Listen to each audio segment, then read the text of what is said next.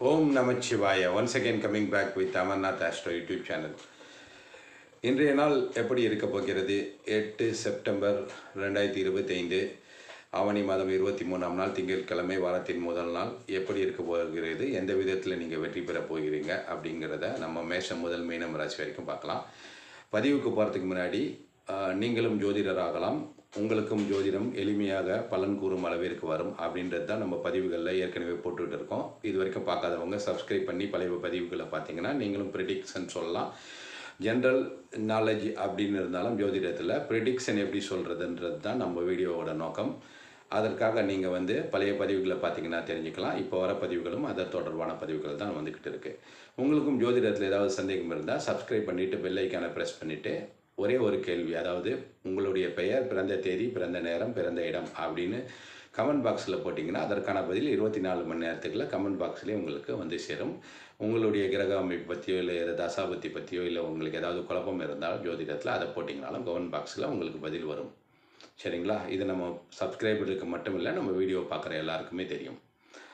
இன்றைய பலன்கள்னு பார்த்திங்கன்னா, இன்றைக்கி போராட்டாதி நட்சத்திரத்தில் கும்பராசியில் சந்திரன் இருக்கும் பொழுது இன்றைய நாள் இனிதே துவங்குகிறது. 6 மணி 1 நிமிடத்திற்கு சூரிய உதயம் பிரதமை தேதியில் தொடங்குது.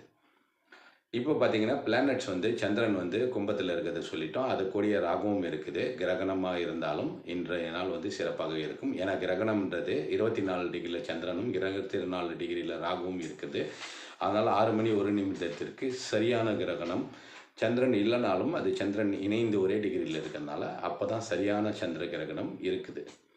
அடுத்து மற்ற பிளானட்ஸ் பார்த்திங்கன்னா சனியும் மீனத்தில் வக்ரமாக இருக்குது. அதை தவிர குரு புதன், அதாவது புதனோட வீட்டில் மிதுனத்தில் இருக்குது. ஏன்னா சந்திரன் இருக்கிற நட்சத்திர அதிபதி குரு புதனோட வீட்டில் இருக்குது மிதுனத்தில். அடுத்து பார்த்திங்கன்னா சுக்கிரன் சந்திரனோட வீட்டில் கடகத்தில் இருக்குது. சூரியனும் ராகுவும் புதனும் சிம்மத்தில் இருக்கிறாங்க. செவ்வாய் கன்னி ராசியில் இருக்குது.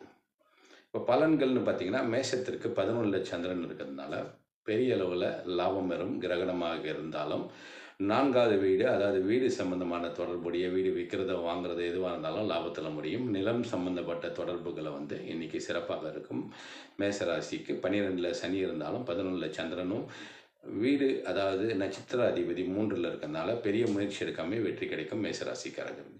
அடுத்து ரிஷபராசி அதிபதி சுக்கிரன் 3ல் இருக்கிறதும் 10ல் சந்திரன் இருக்கிறதும் சிறிய முயற்சி மூலமாக உங்களுக்கு தொழிலில் பெரிய முன்னேற்றம் கிடைக்கும். வேலையில் இருந்தீங்கனாலும் வேலையிலையும் முன்னேற்றம் கிடைக்கும். பிரயாணங்கள் மூலமாக இன்றைக்கி வெற்றி கிடைக்கும். ரிஷபராசிக்கு இளைய சகோதர சகோதரி மூலமாகவும் இன்றைக்கி பணவரவோ இல்லை பலன்களோ நல்ல விதமான ஒரு கம்யூனிகேஷன், நல்ல விதமான சப்போர்ட் கிடைக்கும் ரிஷபராசிக்கு. அடுத்து மிதன ராசிக்கு மிதன ராசி அதிபதி புதன் 3ல் இருக்கிறது. சூரியன் கேதுவோடு இருக்கிறது ஒன்று. அடுத்து 9ல் சந்திரன் இருக்கிறது. அதான் பாக்கியஸ்தான அதிபதி ஒர்க் ஆகி வெளிநாடு தொடர்பில் உங்களுக்கு சிறப்பான பலன்கள் கிடைக்கும். அது தவிர உங்களுடைய சன் இல்லை டாக்டர் மூலமாகவும் சக்ஸஸ் கிடைக்கும். இது பொதுவாக 45 வயசு 50 வயசுக்கு இருக்கவங்களுக்கான பலன். இளைய சமுதாயத்துக்கு என்ன பலன் பார்த்தீங்கன்னா, புதுசாக வேலை தேடிட்டு இருந்தீங்கன்னா இன்றைக்கி மிதுன ராசிக்காரங்களுக்கு வேலைக்கான கிடைப்பதற்கான அறிகுறி கிடைக்கும். இப்போ ஸ்டடீஸில் இருந்தீங்கன்னா பிஇ அது மாதிரி கோர்ஸ் ட்ரை பண்ணிட்டு இருந்தீங்கன்னா அது கிடைக்கிறதுக்கான வாய்ப்பு மிதுன ராசிக்கு இருக்குது. அடுத்து கடக ராசிக்கு 8ல் சந்திரன் சந்திராஷ்டமமாக இருந்தும் சந்திரன் கூட ராகு இருந்ததுனால இன்றைக்கி சந்திரன் சிறப்பாக இல்லை அப்படின்னு நீங்கள் நினச்சிங்கன்னா கூட இன்றைக்கி பார்த்தீங்கன்னா நீங்கள் வெளிநாடு வேலைக்கு ட்ரை பண்ணிங்கன்னா இது சக்ஸஸ்ஃபுல்லாக இருக்கும். ஏன்னா பௌர்ணமியோட பலம் சந்திரனுக்கு இருக்குது. அது ராகுனால் மறைக்கப்பட்டாலும் அது உங்களுக்கு சக்ஸஸ் தான் கொடுக்கும். ராசி அதிபதியாக இருந்தாலும் அந்த சக்ஸஸ் உங்களுக்கு கிடைக்கும். 12ல் இருக்க குரு இதற்கு உதவி செய்யும். நீங்கள் வெளிநாடு வேலை செஞ்சிங்கன்னா மற்றவங்களுக்குலாம் என்ன கிடைக்கும்னா புதையல் யோகம் இல்லை ஷேர் மார்க்கெட்டில் போட்டிருந்தீங்கன்னா இன்றைக்கி நல்ல விதமான ப்ராஃபிட்டு கடகராசிக்கு கிடைக்கும். குரோத் இருக்கும். அதாவது கடகராசியில் ஏற்கனவே போட்டிருந்தீங்கன்னா இன்றைக்கி போட வேணாம்.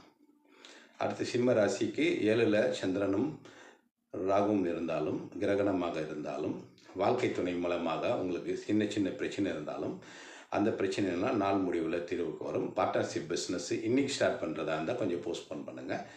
இது தவிர பார்த்தீங்கன்னா நீங்கள் தொடர்பு கொள்ளும் நபர்கிட்ட கொஞ்சம் ஜாக்கிரதையாக இருந்தீங்கன்னா பெட்டராக இருக்கும். இது சிம்ம ராசிக்கு. ஏன்னு கேட்டிங்கன்னா 7ல் சந்திரன் ராகும் இருக்கிறது மட்டும் இல்லை, 8ல் சனியும் இருக்குது, 2ல் உங்களுக்கு செவ்வாயும் இருக்குது. அதனால தான் இந்த எச்சரிக்கைன்றதில் இது ஒரு ப்ரிகாஷனரி ஆக்ஷன்னு சொல்லலாம் சிம்ம ராசிக்கு. அடுத்து கன்னி ராசிக்கு செவ்வாய் வந்து ராசியிலே இருக்குது, 7ல் சனி இருக்கட்டும், 6ல் சந்திரன் இருக்கட்டும். புதுசாக வேலை தேடுறவங்களுக்கு வேலையாகான முயற்சி வந்து வெற்றி கொடுக்கும். சூரியனும் சந்திரனும் நேருக்கு நேர் 6-12 இருக்கிறனால இந்த வெற்றி அமையும். நீங்கள் வந்து வெளிநாடு வெளி மாநிலம் இல்லை எங்கே வேலை தேடினாலும் இன்னைக்கு கன்னிராசிக்காரங்களுக்கு வெற்றி கிடைக்கும்.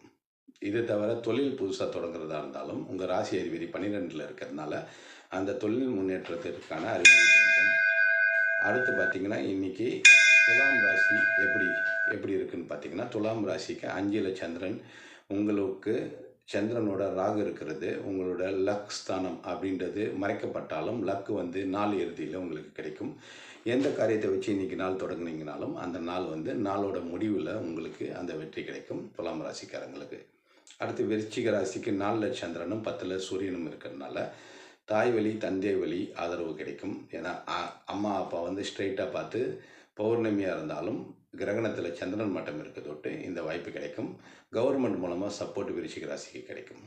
அடுத்து தனுசு ராசி அதிபதி குரு வந்து ராசியை பார்க்குறது 3ல் சந்திரன் இருக்கிறதும் சந்திரனோட நட்சத்திர அதிபதி குருவே இருக்கிறதுனாலையும் 3-7 தொடர்பு மூலமாக நீங்கள் திருமணம் போன்ற விஷயத்தில் முயற்சி செஞ்சீங்கன்னா கிடைக்கும்.